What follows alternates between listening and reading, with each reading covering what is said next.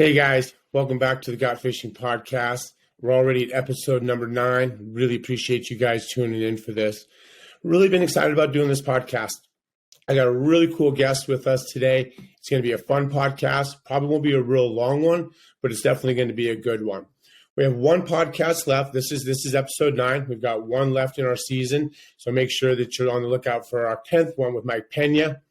It's going to be a great one. This one is with Cari.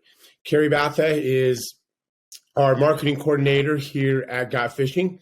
And I've known Cari for about 4 years now, I believe it is. I met her at a different company, and we'll get into a little bit of that story. But I want to introduce Cari. Welcome to the show. Yeah, thanks for the introduction, Brian. I'm happy to be here today. Yeah, well, Cari, what you guys need to know about Cari right off the bat is she's the one who's really responsible for this podcast. This is something that I have been wanting to do for a very long time, a couple years actually, but there's a lot to do in a podcast. It's a lot more than just sitting in front of a camera. There's a lot of editing that's going on, a lot of planning that's going on, scheduling, making sure this stuff is happening. So Cari has been extremely instrumental in making sure that this podcast happens, in addition to all the other cool stuff that she does for Got Fishing. So just kind of real quick to run through a few of those things, because then you're going to be doing the majority of the talking. But if you've been on our website at gotfishing.com, Cari's responsible for that. If you're opening up our newsletters on Tuesdays and Thursdays, learning about trips and different techniques and different fun blogs that we've got going out, all of that's coming from Cari. If you're on our social media channels, Facebook, Instagram, some of the others, Cari's responsible for that. So she carries a pretty heavy load at Got Fishing, in addition to being an outdoors woman. She's married. She got a lot of cool stuff going on in her life. So we'll kind of get to a lot of that, but really glad that we're doing this show, talk about a lot of cool stuff. And then at the end, we're going to have Cari tell us a little bit about what we got going on for next year on our podcast. So here we go, Cari. One of the cool things that I think, one of the reasons that we really resonated right off the bat was the fact that you really enjoy the outdoors, and just learning a little bit about your story. Your dad was mom and dad were pretty heavily involved in the outdoors. Your dad worked in the outdoors. Kind of tell us a little bit about that growing up and how you got into the outdoors, camping and fishing and hiking and stuff. Yeah, so it's definitely not, what I would consider a short story, but I'll try to summarize. So I'm actually from Southern Illinois, really the most southern end of Illinois. And I grew up on a farm down there. And, we had a lot of forests and a couple ponds and creeks and everything in that area. And whitetail hunting was, and is, I should say, pretty prevalent in that area. Nice population of whitetail. And my dad was also a game warden. And so, naturally our family was just centered around the outdoors and our farm. That was really our life down there. And then we actually moved to Idaho back, I guess around a decade ago. And we got settled into the Panhandle up there. Idaho kind of opened my eyes to just mountain recreation and what all that has to offer with skiing, which, isn't something that people in the Midwest really do. Right. And also just the backpacking and hiking opportunities. So it's just been an incredible state for that. And after I met my husband, who's an Idaho native, he really got me into fly fishing. So that's kind of how I ended up, out on the water, and I've really enjoyed it. The fish themselves are beautiful, but really learning the technique and being able to just access high mountain lakes and different rivers all around, that's been pretty special also. Yeah, absolutely. Well, you've definitely taken advantage of the opportunities that Idaho provides. So now growing up, I remember some stories. You guys would spend practically the whole summer just kind of out there camping and traveling. Is that fair to say? Yeah, actually, so that is a pretty good part of the story. before we ended up permanently locating out to Idaho here, my dad, he retired when I was really young. And so our whole family would pack up in the family car and basically drive out west for the whole summer. And, we'd stay in our camp trailer, just camping out. I think it started out in the Dakotas, and then we kind of migrated over to Montana, and then we finally ended up in Idaho. And, that really clicked with everyone. And then my older sister ended up going to university up at Moscow. And so because of that, our family was coming out to Idaho a little bit more consistently. And my parents decided to make the jump and make this our permanent home. So yeah, really special memories Very out cool. west. Just growing up out here, it was great. Yeah. Well, and then you ended up moving from the Panhandle down to McCall, which is where we met, and I'm assuming we're also a lot of your kind of diving into the fly fishing, a little bit more of the mountain lake hiking that you're doing, and the alpine fishing. But like you and I have talked about, it's a big difference between like camping, car camping and conventional fishing, and really getting into the outdoors and getting into backpacking, especially when you are a woman. Tell us a little bit about some of the intimidations, that maybe you've experienced or that you've seen other women experience, and kind of how you walked through those and picked up a fly rod and started making it happen. Yeah, so I would say that making the transition to, what I was used to, I guess, Western recreation, it was intimidating, although I definitely have had some major people in my life just help to get me introduced. And I think that was the most important part of that transition, is just having somebody there that knows the ropes and can kind of show you. But yeah, I mean, for the most part, I've met a lot of women out here in Idaho that it's just part of their blood at this point. They were raised in the mountains, and that's what they know and that's what they enjoy. But I would say to women that are, maybe didn't have that upbringing or don't have those people to get introduced into, backpacking or especially fly fishing, it can be real intimidating. And so I would suggest some of the women fly fishing groups. There's definitely a lot of them. Those seem to be a really awesome resource, because there are a lot of women already doing that and kind of getting themselves acclimated to the sport. So yeah, I guess kind of finding your tribe. That's a big part of embracing the outdoors as well. Yeah, that's a great point on the clubs. There are a lot, of women that are already out there fly fishing right now. So it is intimidating. There's a lot of gear. There's a lot of things that I guess make it seem like it's intimidating, but it's really not. It's just about getting out there and making it happen. But with that intimidation, not a lot of people feel like going out there or walking into a fly shop, and starting asking questions, or certainly hitting the river without having some of the knowledge. So I think that's a great suggestion. There's a lot of groups out there, whether it's on Facebook, your local angling shop, can put you in touch with an all-women's group. I know that a lot of angling shops, depending on where you're located, are really getting into this idea of getting women out. Orvis, and there's been a big push out there called 50 over 50, getting 50% of the anglers that are out on the water over 50 years old being women. So there's a ton of interest out there, but like you were saying, there isn't some intimidation to that. I think the other part about it that was, impressed me about you is part of it is just doing it. So like you said, that you've had some opportunities come your way, and instead of letting an intimidation get in your way, you're all in, whether you have the gear, whether you have the knowledge, and that's really a big, I think, in my opinion, an important part of it for men and women. When you're getting into these things, is you're not going to know everything you need to know. It's getting out and getting involved and experiencing it. And that's also how you decide whether this is going to be something that you're going to enjoy. So what do you think, from a woman's perspective, or I guess just anybody who enjoys the outdoors, what do you enjoy most about getting out fishing?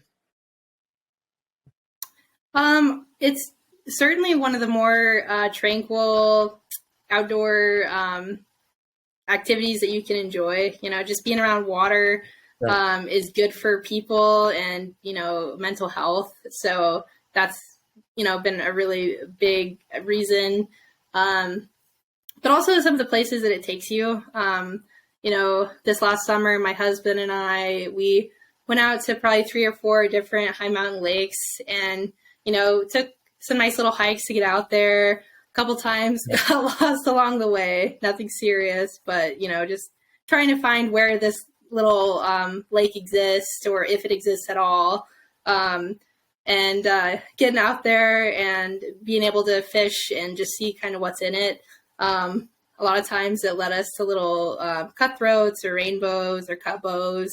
But yeah, and also just beautiful time during the summer to get out and really immerse yourself in the mountains. So, yeah. Yeah. And speaking of mental health that you just brought up, I had asked you guys to find some projects that Got Fishing could get involved in 2023. I know we wanted to make a big impact as a company, out there in some of the in the lives of some of the people out there. Let me spit that out. And so I asked you and Tara to go out and find some projects that you guys resonated with and that you thought would be, good for our company to get involved in. So tell us a little bit about some of the projects that we're involved in and how people can get involved with us. Yeah, so this is definitely something we are looking forward to this year. You had approached Tara and I last fall about, finding organizations or charities, basically people that are doing stuff bigger than our company even or ourselves to get involved with. And so we were really excited. We did some research on fly fishing charities, outdoor organizations, because there's a lot of them. And one organization that we all had on our list was the Mayfly Project. And if you're not familiar with the Mayfly Project, it's an organization where they take foster children and they equip them with the knowledge and education and practice and also the gear to get them out into the field and fly fishing and able to basically walk away with all the knowledge and equipment that they need to enjoy that. And the way that they're set up, they've got these projects all over the United States. And so they've worked with group homes and foster families and kids all over the place. I think they have over 61 projects now all over the US, and I think a few of them are international as well. So they've really built some momentum with what they're doing.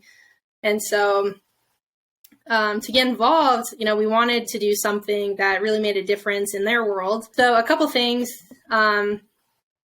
was I know that you were really excited about the opportunity to become a mentor with them and actually go out with the kids and teach them the ins and outs of fly fishing. And then additionally, fundraising is always a huge deal for these organizations. So we wanted to be able to give back in that way as well. And we created a goal this year to fundraise and be able to sponsor 3 foster children to get through the Mayfly Project. And so our goal is $2,340. And as of earlier this week, we have already raised just over half of that. I think at this point it's definitely more. But in a couple different ways, we have our clients contributing. So for every trip booked between January 1st and May 1st, we will be donating $150 towards the Mayfly Project from each of those bookings. And then in addition to that, we have a fundraising link. So, if you're maybe not looking to go on a trip, but you still want to participate, we've got a portal for that as well. So that's been really exciting. And we were able to talk over the phone with some of the heads of the Mayfly Project, and they're just incredible people as well.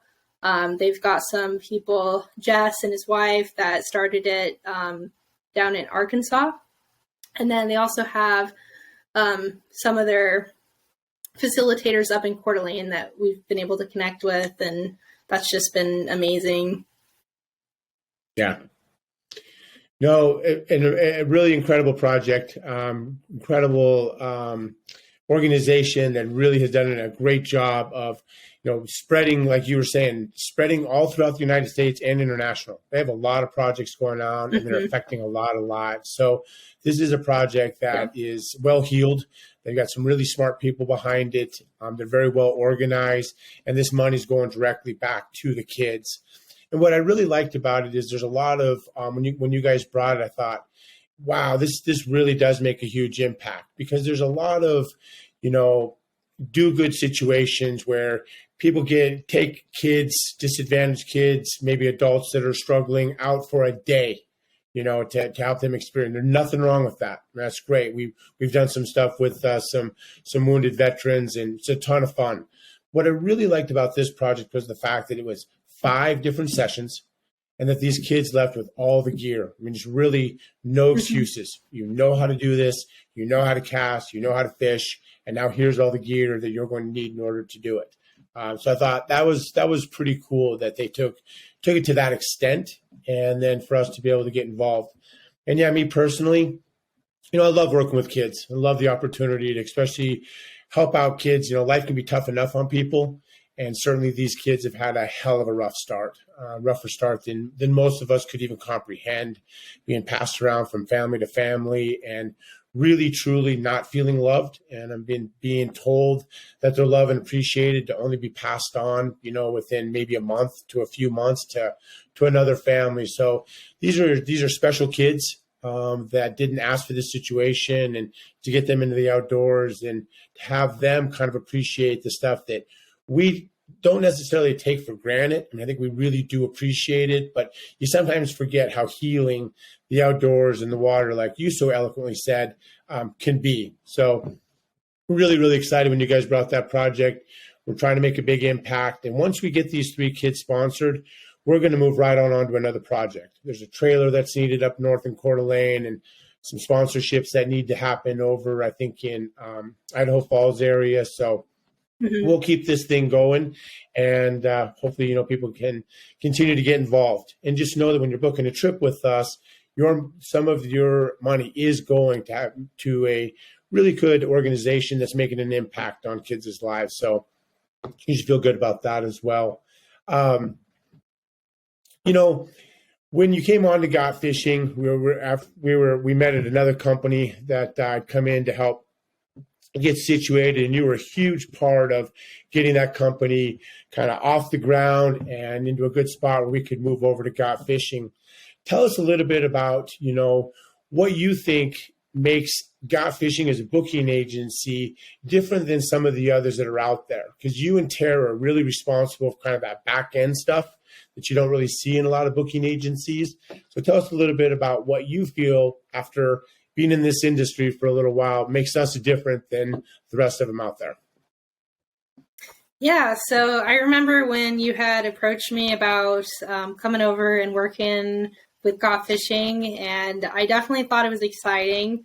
Um, and as someone that wasn't really familiar with this industry or this space, um, I did a little bit of research just to see what's out there and kind of what it's like. And one of the biggest things I noticed is really your approach to our clients, and just really being hands-on and involved with the booking process, and making sure that everyone's taken care of down to their preferences, maybe on where they want to stay in a hotel, or food. So now that I've been here for a little while, I like to describe us as a booking agency, but instead of focusing on just booking adventures, we focus on booking the right trips for the right people. So, yeah, I would say that what really makes us stand out is our ability to listen, and our desire to listen to expectations, or, just questions, and be able to set people up with a trip that we just know they're going to be blown away by. For styles of fishing, or especially people that are new, that maybe think that they're not quite ready for a fishing adventure, being able to pair them up with, the right outfitter that's going to like help them learn and also have an amazing time. Yeah, that's a lot of fun. And I think it definitely separates us. And then as far as our systems go, we're working towards a back end that, really just keeps everything dialed and keeps our clients top of mind so that, even after you book a trip, we're still going to be in touch with you on a really consistent basis, with getting your gear list out and creating your custom itineraries so that every step of the way, you just kind of feel like you're connected, you're prepared or getting prepared for your trip so that, when the time comes for you to leave, you can really just have a great time. There's no stress. And I think too, with our team, we all have that same desire to really want to be there for our clients. Like we're just a phone call away. I would say we're all really easy to get in touch with or ask questions to. There's not really a huge barrier between us. It's just, dial us and we're here. So. Yeah, well said. I think, it's one of the reasons why we become, really, really good friends with a lot of our clients is because we are a boutique fishing agency. We do put a lot of care and thought into our customers' journey as they go on these adventures. Like we've said a few times on these podcasts, these trips aren't free. They're expensive. And a lot of people, it's a very special trip for them. It's a bucket list trip. There's plane tickets involved. There's gratuity. There's extra hotels. And I think you and Tara do a great job of making sure that the customers are well taken care of. We do a good job of asking a lot of questions, like you said, to make sure it's the right fit. But then there's that whole back end. Once the people have actually committed to the trip, making sure that we're staying in touch, providing trip insurance and gear lists and just communicating, helping them with their itineraries and flight itineraries and all the things that come involved with, either traveling international or just even up to Alaska or Montana. So, I think that you guys do an amazing job. Hopefully the customers are continuing to appreciate it. We get great reviews. And I think a lot of it is just because people genuinely know that we care, not just a travel agent out there, but someone that really appreciates the opportunity to take care of them and honors this opportunity to send them on a cool adventure.